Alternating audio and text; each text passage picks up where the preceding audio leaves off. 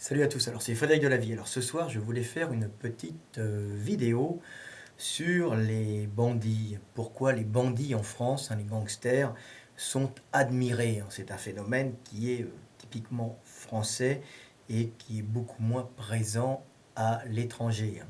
Alors pourquoi il y a cette admiration dans des gangsters, des bandits? On peut le voir dans tous les films, hein, les films français, les vieux films français. Alors c'était surtout valable avant, on peut le voir dans les films à l'époque d'Alain Delon, hein, vous voyez Alain Delon qui jouait le beau bandit, qui avait une morale, qui était un tueur à gages, mais qui avait quand même un cœur, hein. On pouvait voir aussi les films avec Belmondo, avec Ventura, Gabin, où il y avait tout le temps des histoires de bandits qui s'affrontaient entre eux, de bandits qui faisaient des casses, qui faisaient des braquages, mais qui avaient une morale, et ils étaient les héros de ces films, hein. Le bandit comme héros, hein. On voit aussi les ripoux, hein. Bon, on peut se souvenir aussi des tontons flingueurs. Alors les ripoux, c'est des flics qui sont véreux, hein. C'est toujours, on voit qu'il y a une espèce d'admiration en France devant le bandit, le gangster, et la personne qui défie les lois et qui ne les applique pas. Alors on pourrait se dire, mais c'est partout pareil, mais absolument pas. Par exemple, en Allemagne, c'est très très mal vu d'être gangster, d'être bandit, ce qui est un peu normal vu que l'Allemagne c'est une méritocratie réelle. Donc quelqu'un qui veut vraiment réussir par lui-même en Allemagne, s'il travaille et s'il y met du cœur et de la bonne volonté et s'il en a les capacités, va faire une progression sociale assurée, quoi. C'est vraiment typique à l'Allemagne. L'Allemagne est une véritable méritocratie, hein. Donc en France, non. Par exemple, la France n'est pas une méritocratie. Donc effectivement, euh, la France est un pays de caste, hein. C'est un pays où, comme je dis toujours, on meurt où l'on est. C'est le syndrome de la moule, hein. C'est le pays de caste où il n'y a pas d'énergie pour monter, hein. Les castes dominent. C'est un système qui est là depuis des centaines d'années. C'est le pays des fils d'eux, comme je dis toujours. C'est un pays, c'est bien sûr quelque chose qu'il faut réformer, mais ça se voit que ce système de caste influence aussi le cinéma français. Et il influence dans le fait que les films de gangsters sont en général aimés du public, hein. On peut voir tous les films, même les films actuels, hein, même les séries télévisées françaises. Le gangster est tout le temps représenté comme un rebelle, hein, mais un rebelle qui est quand même touchant et attirant, hein. Alors que par exemple, en Allemagne, pas du tout, hein. C'est plutôt des histoires de flics, style Derrick, des histoires de criminels, des crimis comme ils appellent, hein. Donc on est dans un autre monde où il n'y a pas cette adulation du gangster, vu que c'est un système méritocratique, mais de méritocratie.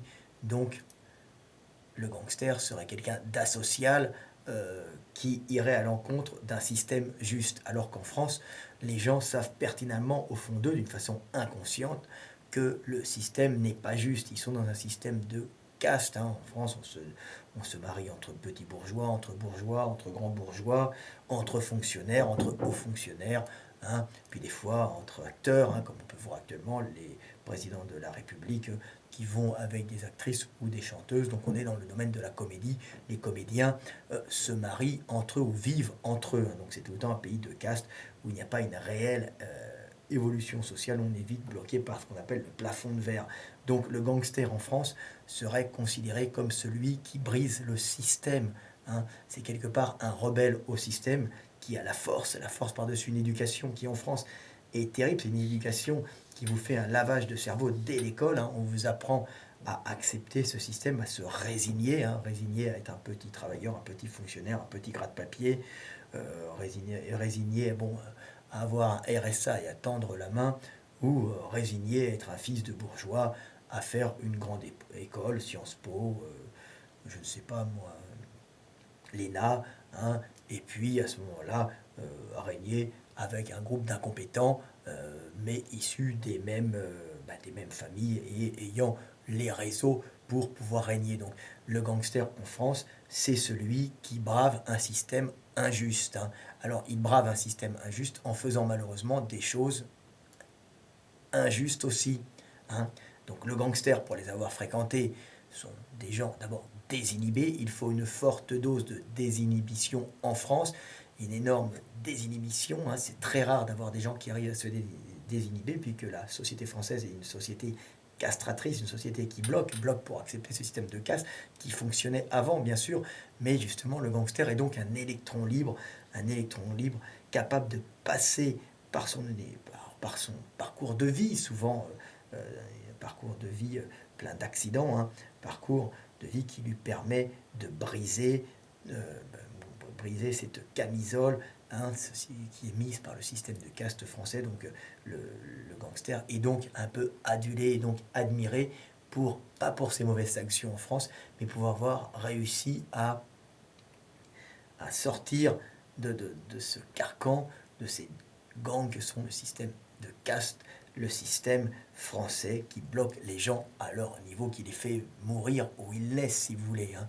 Donc c'est pour ça qu'il y a une admiration pour le gangster en France, hein. Alors le gangster, on dit que il a un code d'honneur, il a de la morale, donc il n'a pas plus de morale que les autres, il n'a pas plus de code d'honneur que les autres, saucissonner les gens ou faire des braquages ne demande pas un code moral particulier, ils sont très durs entre eux, hein, ils ont les mêmes défauts que les autres. Par contre, il faut leur reconnaître une chose, et une grande chose en France, c'est que le gangster français a eu la capacité de sortir de ce système de cases, de sortir de ce système qui fait du bon petit français résigné à sa petite vie, hein, sa petite vie où il n'y a pas de montée sociale ni de descente, sa petite vie de moule, si vous voulez. Donc en cela, c'est un homme libre, mais un homme libre qui fait le mal, hein. Bien sûr, il faut le savoir pour les avoir fréquentés. Ce ne sont pas des gentils garçons, ce sont des gens désinhibés et c'est très dangereux de les fréquenter parce que ça peut partir en couille pour un rien, hein. Il faut le savoir parce qu'ils sont désinhibés, c'est ça.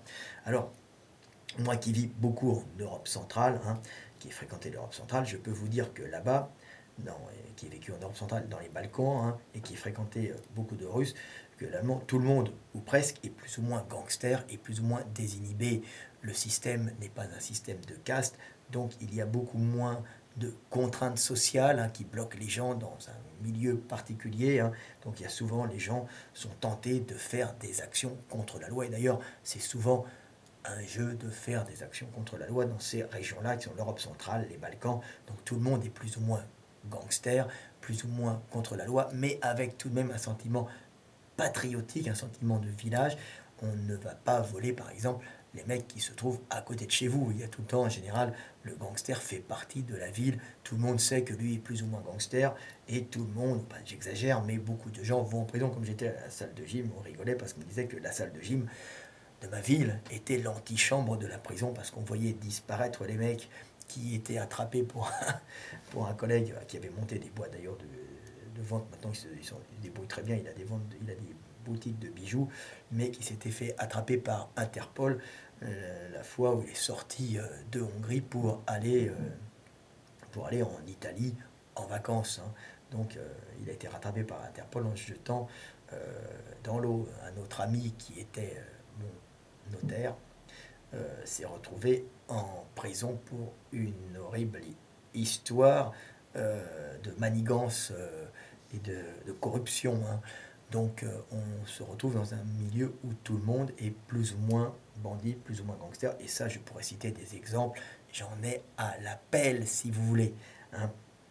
Donc voilà, donc là-bas, j'avais des copains pareils qui discutent avec moi et qui étaient allés en prison pour trafic de voitures et qui avaient été attrapés par la police et lors d'une fusillade avaient terminé à l'hôpital une balle dans le ventre et, et avaient fait pas mal d'années de prison. Donc c'est monnaie courante, mais il n'y a pas, si vous voulez, pour ces gens-là, une admiration particulière dans ces pays. C'est du commun, si vous voulez. C'est du commun, mais c'est pas des gens qui sont aussi désinhibé qu'en France parce que le fait de passer à l'acte dans ces pays est beaucoup plus facile, hein, qu'en France où il y a une chape éducative, une chape qui bloque les gens et qui les bloque dans leur façon de parler, dans leur façon même de s'adresser aux autres gens. Ils restent à leur place, hein. Un bourgeois ne parlera pas de la même façon avec un ouvrier. Un ouvrier sera des fois obséquieux avec un bourgeois ou un employé sera obséquieux avec son patron. Il y a une espèce, dans ces pays d'Europe centrale, une espèce de sentiment d'unité et pas de sentiment d'infériorité, de supériorité entre les gens, vu qu'il n'y a pas de caste, il y a tout le temps espoir pour les gens de monter socialement ou par le travail ou par, on va dire, la corruption ou par le business un peu zigzag. Mais ça, c'est l'Europe centrale. Hein, c'est l'Europe centrale et les Balkans pour les gens qui connaissent ces régions dans lesquelles je vis et j'ai vécu depuis plus de 20 ans, hein, on va dire. Donc c'est des endroits que je connais bien. Les bars, les bouges, les boîtes, tout ça, je connais parce que moi je suis pas alcoolique, mais je suis mes amis.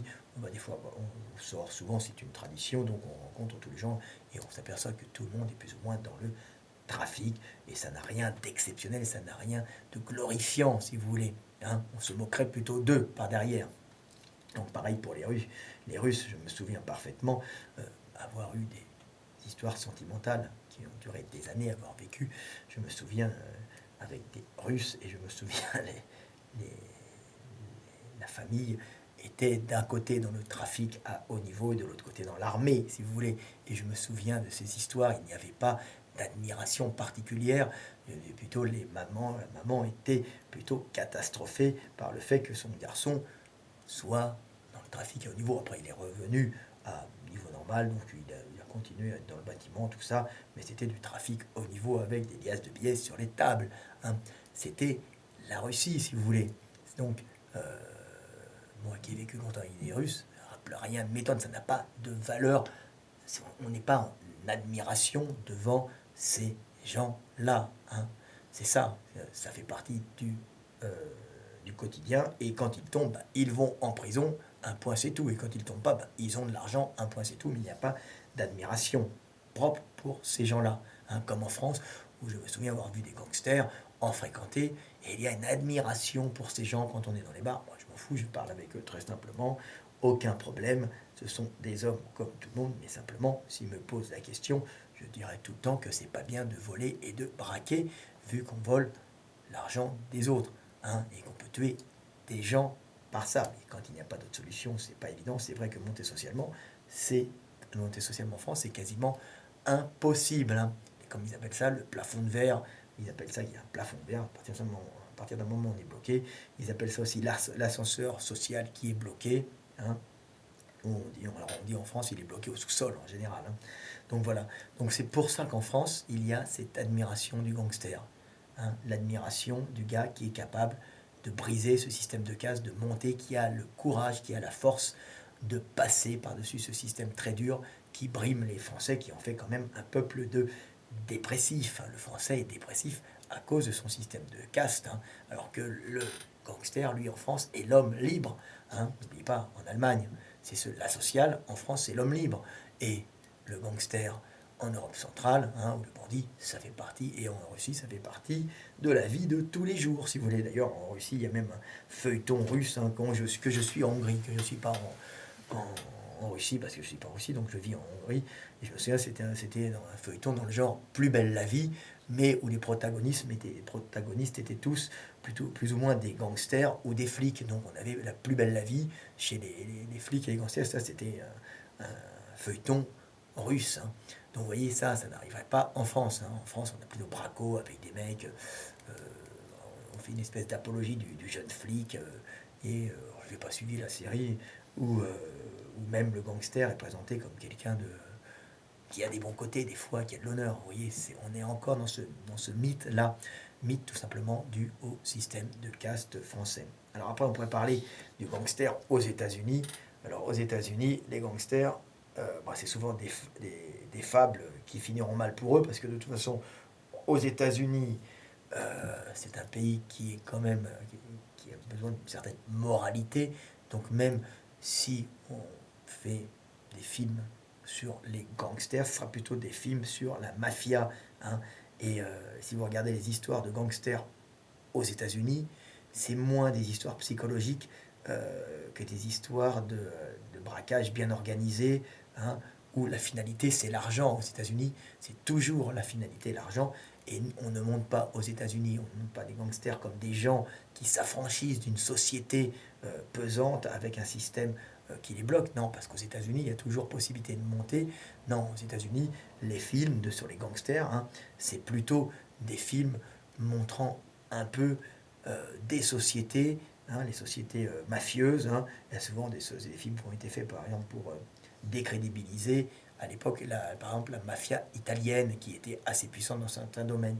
Mais les gangsters aux États-Unis, ce sont surtout, à l'image du pays, ben, des groupes commerçants, des groupes mafieux qui ont pour fonction, hein, de faire du business entre eux, hein, et pas de s'émanciper, hein, de gagner leur liberté sur un système de caste, un système qui les bloque. Pas du tout.